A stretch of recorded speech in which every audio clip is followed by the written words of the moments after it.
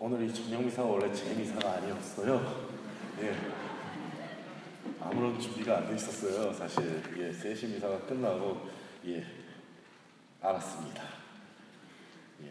그리고 제가 이제 사실 공연이라는 게 영어로 뭔지를 몰랐어요. 라틴어로는 에피판이라고 하는데 영어로도 에피판이라고 그러더라고요. 그걸 모르고 기도문 책 펴져 있는 대로 읽었다가 잘못 읽었습니다. 아까 뭐 제가 얘기를 안 해도 다들 아셨겠죠. 영어를 잘하시니까. 어쨌거나 공연은 에피판이고요. 오늘 공연 대축일을 강론을 영어로 어떻게 바꿔볼까 했는데요. 저에게는 참 쉽지 않은 작업이라고 생각이 돼서 모든 일을 위하여 한국어로 하겠습니다. 이 나돌리 저뿐만이 아니라 여러분들을 위해서도 저의 허접한 영어로 강론을 해봐야 오히려 더 힘드실 거라 생각됩니다. 오늘은 주님 공연 대축일입니다. 공연이라는 말은 공적으로 드러나다, 공적으로 나타나다라는 의미인데요.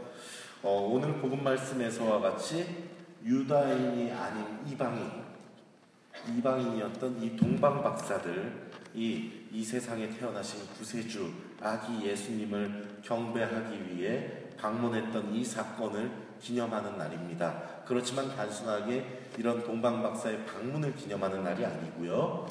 그들이 발견을 해서 따라오게 한 그 별 있지 않습니까? 그리고 그들의 경배를 통해서 예수님이 곧 그리스도이시라는 사실이 처음으로 드러난 이 사건, 즉 주님께서 스스로 별로서 그들을 이끌어서 당신 자신이 이 세상에 온 메시아다라는 것을 드러낸 사건을 기념하는 날입니다.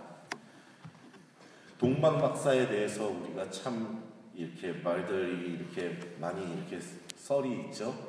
여러 가지 말들이 있는데 뭐 신빙성이 있는 여러 가지 말들도 있고 말도 안 되는 소리들도 있고요. 인터넷 자료를 무조건 믿으셔만 안 됩니다. 그런데 오늘 복음 말씀에만 등장을 합니다. 복음에서는요. 우리는 여러 전승을 통해서 그들이 어떤 사람이었는지 대충 알 수 있는데요. 영어 성경에는 와이즈맨이라고 번역이 되어 있습니다. 현명한 사람들로 번역되어 있고요. 와이즈맨이니까. 그리고 매일미사에 있는 영어는 또 뭐라고 되어 있냐면은 막이라고 되어 있어요. MAGI. 그런데 사실 이건 라틴어거든요. 라틴어의 막이고 그리스어로 마고스라고 하는데요. 이 말 자체는 사실 주술사, 점성술사, 그러니까 별 보고선 점치는 사람들 있잖아요. 그런 사람들을 뜻하는 말이기도 하고, 조로아스터교라는 종교 혹시 들어본 적 있습니까? 배화교라고 하는데 불을 숭배하는 종교인데요. 그 페르시아 쪽에서 이제 많이 번성했던 종교죠. 그 조로아스터교의 사제도 마고스라고 합니다. 그러니까 이 동방박사 세 사람이 과연 어떤 사람들이었을까 정확히는 모르지만 어쨌거나 이런 좀 신성한 것들, 좀 진리 내지는 한민과 관련된 어떠한 연구를 하는 사람들 정도로 볼 수 있겠죠. 그리고 우리는 그들을 박사라고 표현을 하죠. 한국어로는요. 우리가 왜 굳이 한국말 번역에서 박사란 말을 쓰고 영어 성경에서도 굳이 왜 와이즈맨이라고 썼을까 하는 데는 이유가 있습니다. 바로 중요한 것인데요. 그들이 주님의 별, 하늘에 떠있는 별이 단순한 별이 아니라 그것이 바로 메시아가 오셨음을 상징하는 그 별이라는 것을 알아차릴 수 있었다는 점, 그리고 그것을 알아차린 것에 그친 것이 아니라 진짜 진리를 찾아서 목숨을 건 머나먼 여정을 떠나서 종국에는 정말로 예수 그리스도를 만나고 경배하는 그런 실천이 있었기 때문입니다. 좀 전에도 얘기했지만 그들이 어떤 신앙을 가지고 있었는지 모릅니다. 그렇지만 그들은 늘 진리를 추구해 왔던 것이죠. 참된 하느님이 누구일까 항상 궁금해했었을 것이고 그에 관련된 지식을 얻기 위해 노력했을 것이며 또한 참다운 신앙을 갖기 위해 정말로 많은 노력을 했을 것입니다. 그렇기 때문에 자신들의 눈앞에 이렇게 떠있는 그 별이 단순한 별이 아닌 주님을 상징하는 하느님이 이 세상에 오셨다는 그 징표임을 알아차릴 수 있었던 것입니다. 그리고 그 징표를 알아차렸을 때 그들은 여정을 떠나죠. 정확하지는 않습니다만 그들이 있었던 지역이 베들레헴으로부터 약 1000마일 정도 떨어져 있었다라고 보통 이렇게 고증을 통해서 이야기를 합니다. 1000마일이면은 여기서 어느 정도 될까요?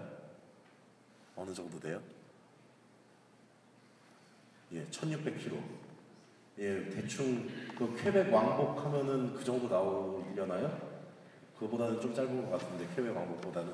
어쨌거나 요즘은 세상이 좋아져서 차로 가면은 아마 한 3일 정도 이렇게 운전 좀 약간 피곤하게 운전하면은 3일 정도면은 이렇게 왔다 갔다 할 수 있는 거리 되는 것 같은데, 당시에 그들은 수행하는 사람들과 함께 낙타를 타고 이동을 했습니다. 게다가 주변은 사막이죠. 예, 정말로 아무것도 없는 황량한 사막인데, 거기다가 이스라엘의 사막은 이렇게 평야로 쭉 펼쳐져 있는 게 아니라 정말로 그 계곡 같은 그런 산이 엄청 많습니다. 그런 사막을 거쳐서 베들레헴까지 갔습니다. 그것도 그들은 이방인이잖아요. 유다 지역에, 이방인으로서 유다 지역에 들어간 것이죠. 이거는 진짜로 목숨을 건 모험이었던 것입니다. 뭐 어떠한 조건에서 사람이 죽을지 모르는 거잖아요. 더워서 죽을 수도 있고 목말라서 죽을 수도 있고. 예, 맹수는 없었을 것 같은데 그래도 예, 많이 덥습니다. 그리고 위험하죠. 그런데 이것은 단순한 믿음만으로는 절대 있을 수 없는 일이라고 생각합니다. 자신들의 믿음에 대한 확신이 있었기 때문에, 그리고 주님께로 나아가고자 하는 열망이 있었기 때문에 가능했던 것이죠. 이처럼 징표를 읽어내고 진리를 향해서 나아간 그들이었기 때문에 우리는 그들을 현명한 사람, wise man 또는 박사, 이런 호칭을 붙여서 그들을 기억하는 것이며, 동시에 그들에게 당신의 강생을 스스로 드러내 보이신 주님께 감사를 드리면서 오늘을 기억하는 것입니다. 동방박사 세 사람은 이 세상에서 예수 그리스도께 최초로 경배를 올린 이방인이었습니다. 어떻게 보면은 오늘날 우리 그리스도인들의 가장 큰 선배님격이 된다고도 볼 수 있는데요. 그렇다면 우리는 주님의 공연과 이 동방박사들의 행보를 통해서 어떻게 우리의 신앙을 더욱더 키울 수 있을까에 대해 고민을 해야 할 것입니다. 여기서 저는 주님께서 항상 계시하시는 분이라는 것, 당신 자신을 우리에게 항상 보여주시는 분이라는 점, 여기에 초점을 맞췄습니다. 저는 주님께서 항상 우리에게 당신 자신을 계시하고 계신다고 믿습니다. 여러분도 믿으시죠? 예. 어떻게 계시하고 계시죠? 우리 이거 예비자 교리 때 배우는 건데요. 예, 성경과 성전으로 계시를 하고 계십니다라는 거를 여러분들 아마 다 알고 계시지만 차마 이렇게 대답하시기 좀 쑥스러워서 안 하시는 거라고 다 알고 있습니다. 예, 성전과 성경을 통해서 계시하고 계신데요. 단순하게 우리가 성경 말씀 또 성스러운 전승을 통해서만 계시하시는 건 아니라고 합니다. 주님의 숨결을 우리는 일상생활 곳곳에서 느낄 수 있습니다. 주님께서는 늘 우리 곁에 계시고 우리가 기뻐하는 때 항상 함께 기뻐하시고 우리가 울고 있을 때 함께 눈물을 흘리십니다.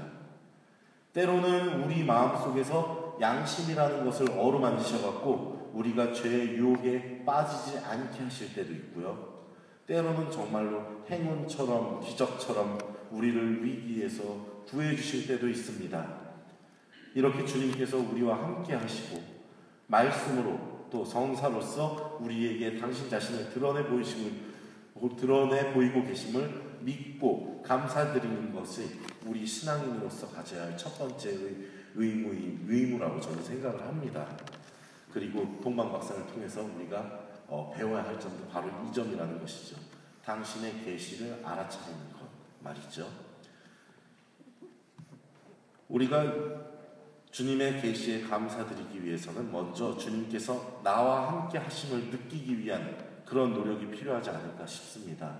내가 주님과 함께 하고 있다는 것을 어떻게 과연 느낄 수 있을까요? 저는 항상 우리가 그 기도 생활, 특히나 매일매일의 성찰, 그리고 성체 조배, 이런 것들, 그리고 미사 참여, 이런 것이 상당히 중요하다고 생각을 합니다. 우리가 사랑하는 사람이 있으면은 맨날 보고 싶잖아요. 그렇죠? 뭐 예를 들면은 우리 육종문 형제 같은 경우에 스테파니아 맨날 보고 살죠. 예, 어쨌든 예, 그렇지만 맨날 보고 살지만 또 일 때문에 잠깐 헤어지는 데이타임에도 보고 싶죠. 예. 그래야죠. 예.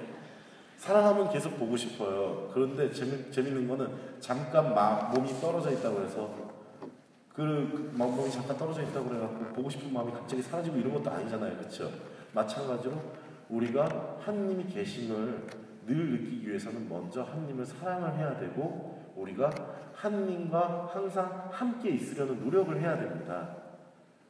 하느님은 함께 계신데 우리가 그냥 느낄 수 있는 게 아니에요. 아, 하느님이 함께 계시구나 라고 우리가 먼저 느끼려고 노력을 해야 돼요. 마음을 열고 내가 주님과 함께 있음을 느끼면서 내 자신을 주님의 기준에서 돌아보고 성찰할 때 주님께서 분명한 응답으로서 함께 계심을 알려주십니다.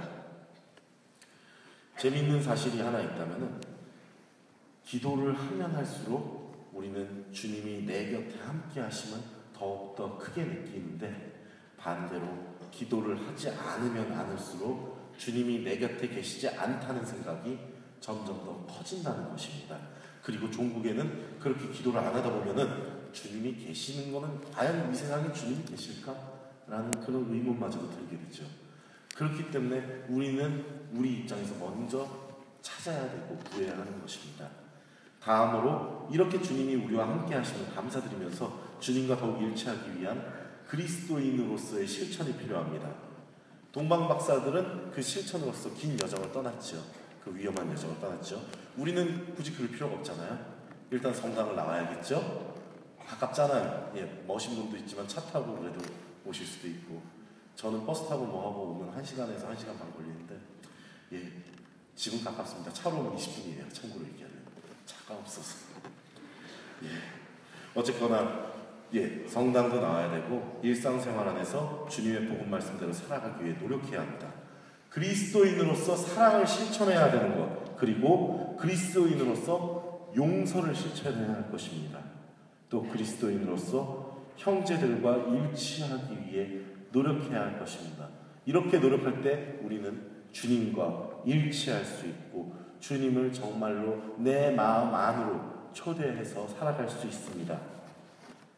그렇게 살아갈 때 주님께서는 분명히 큰 기쁨과 함께 이 세상을 더욱더 행복하게 살아가게 할 힘을 주시리라고 저는 믿습니다. 예, 오늘 하루 당신 자신을 늘 우리에게 드러내 보여주시는 주님께 감사드리면서 그 드러내 보이는 주님을 느끼기 위해 나 자신을 활짝 열고 주님께 의지하는 하루 보내시기 바랍니다. 잠시 묵상하시겠습니다.